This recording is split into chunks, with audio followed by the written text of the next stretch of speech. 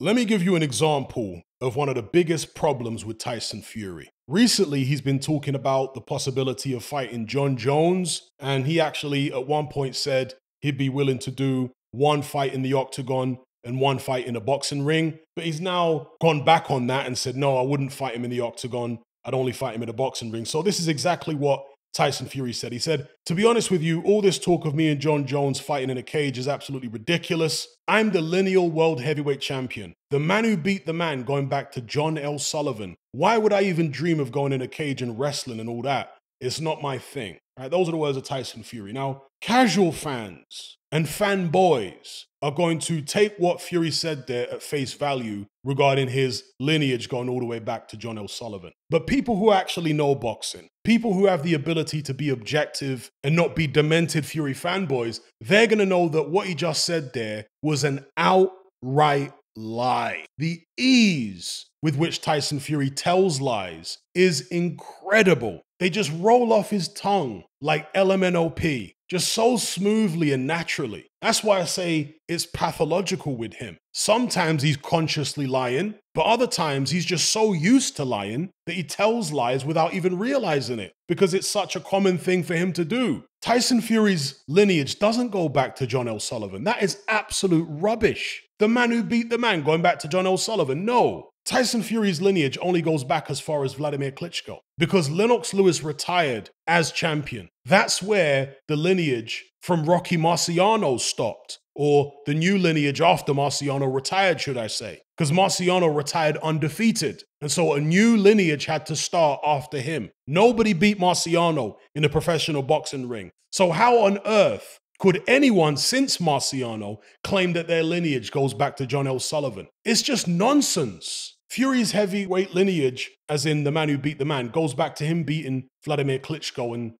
Klitschko being recognized as consensus champion and therefore a new lineage starting with him. That's how far it goes back. What is that, 15, 20 years? But again, the fanboys and the casuals, they just lap all this stuff up because they hear him say things like this in such a nonchalant fashion that they assume, well, it must be true. If he was lying, then it wouldn't roll off his tongue so effortlessly.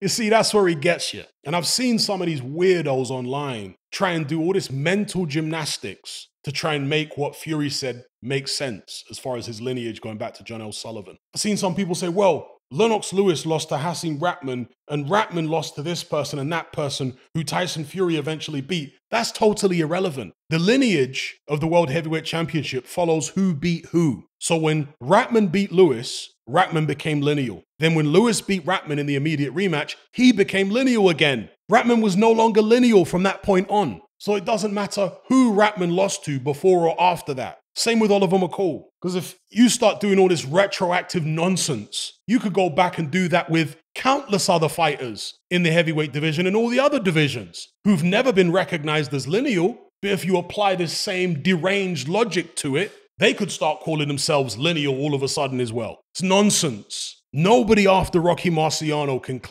can credibly claim to have a lineage going back to John L. Sullivan in terms of heavyweight championship. But this is all part of Tyson Fury's marketing strategy to come out with rubbish like this. Since he's getting all this backlash from boxing fans about ducking Usyk, he's now falling back on his lineal nonsense. Oh, that's what makes me more legit than Usyk. I'm the lineal. Give it a rest. And ever since Tyson Fury started shouting his mouth off about lineal a few years ago, there's been a few rinky-dink websites that have popped up claiming to be the authority on lineal championships. Made up a bunch of rules, apparently, for how lineage works. No, lineage was very simple, and it was always a side note. Nobody paid any attention to this lineal thing. When George Foreman started talking about it, it was a marketing gimmick. Everybody knew it at the time in the 1990s. Yeah, credit to him for beating Michael Moorer, becoming the oldest heavyweight champion in history. But once he got stripped of those belts and he was talking about lineal this and lineal that, and I think he was fighting for the WBU or WBF or one of these Mickey Mouse titles, no one took George Foreman's reign seriously.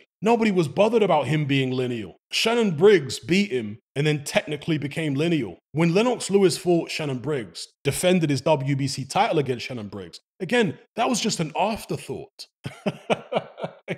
It wasn't like a big deal at the time. Oh, wow, this is Lennox Lewis fighting the real champion. No. That was seen as a routine defense for Lennox Lewis. It wasn't seen as the ultimate reckoning in the heavyweight division. Lewis finally facing the real champ. It wasn't seen like that. Same thing when Michael Spinks was lineal champion. His claim was taken a little bit more seriously because he was unbeaten, but the vast majority of people in the world thought that Mike Tyson was the real champion, not Michael Spinks. They didn't care much for this lineal claim because Mike Tyson was fighting everybody and beating everybody, whereas Michael Spinks fought Larry Holmes twice, then had some easy fights. He wasn't running through the heavyweight division, taking on all comers like Mike Tyson was. So people took Mike Tyson far more seriously. And that's why he was a big favorite going into that Spinks fight. Not just a favorite in terms of betting odds, but a favorite in terms of fans. They liked him more than they liked Spinks, and they believed in him more. They thought he was more legitimate than Spinks. And he was, evidently. Spinks was trying a ting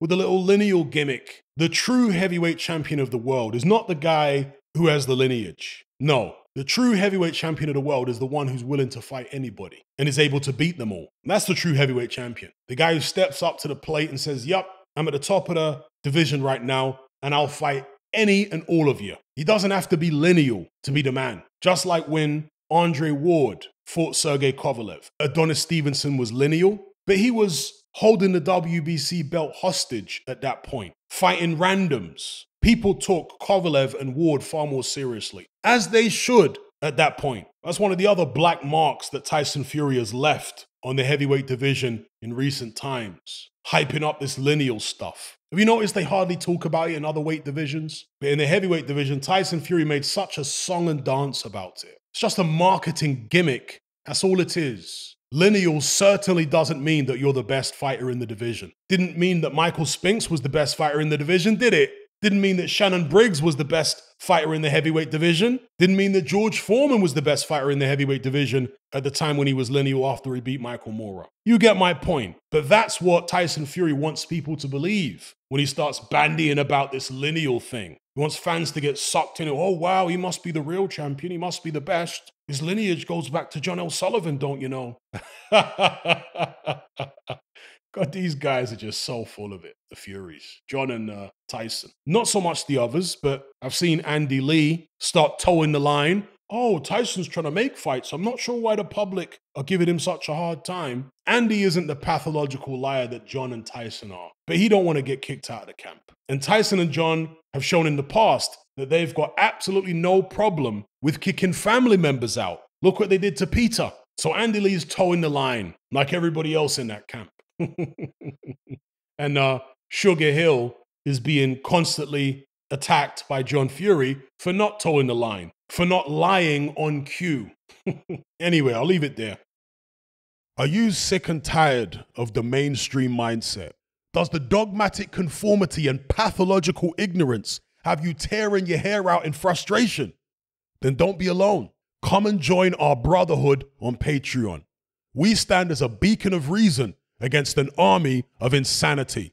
You'll gain access to my weekly topical podcast where we take more deep dives than Jacques Cousteau on an endless variety of subjects. There's also videos, interviews, live Q&As, as well as a vast back catalogue of previous episodes, including my popular Confessions of a Nightclub Bouncer series.